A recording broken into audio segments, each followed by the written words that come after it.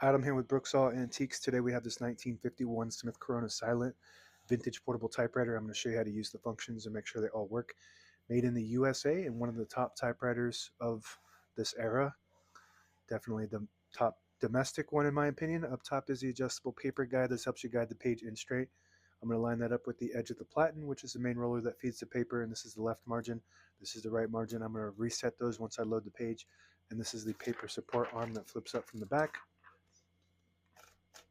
This is the paper bail that sits on top. It's got 3 adjustable rollers, and we also have 2 paper fingers in front to hold the page down nice and tight.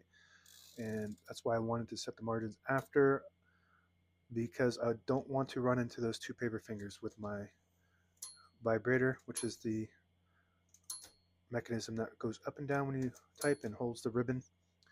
So that's pretty good. I'm just going to keep it right there.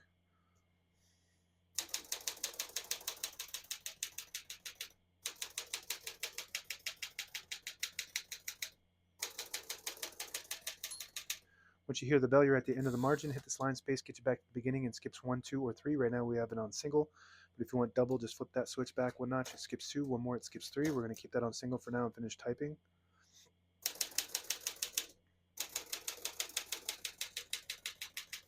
As you can see, all the keys type nice and none of them skip or stick. I'll type a sentence in red on the next line. I switch from black to red. There's a switch on the right side.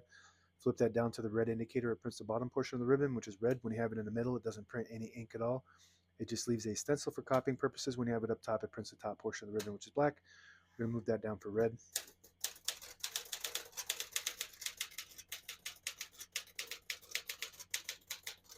Beautiful.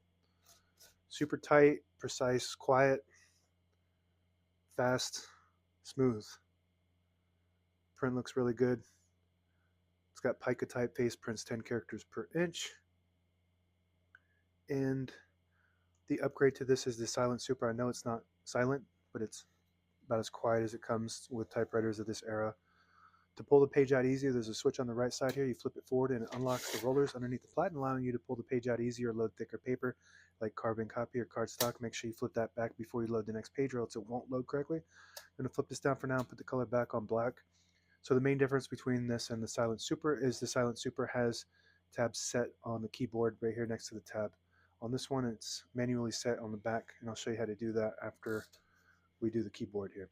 Shift on each side and a shift lock on the left. To clear that, just hit the shift button again. Backspace on the left side, very good. MR stands for margin release. When you get to the end of the margin, there's a mechanism that blocks you from printing. Hit that MR button. It does allow you to go all the way to the end, very good. Open the hood, all the brand new ribbons load on the left side, so it's pulling clockwise to the right. If you want to switch that manually, just flip the switch above the backspace up and we'll pull counterclockwise to the left. Flip it down clockwise to the right, and it has an automatic reverse. When it gets to the end of the ribbon, if your ribbon has eyelets, it will pull either side here, and as you're typing, it'll reverse it back to that side. It only works if you're typing on this model. And if you don't have eyelets, just tie a knot about 10 inches from the end on the ribbon, and it should catch that and flip it back to the side.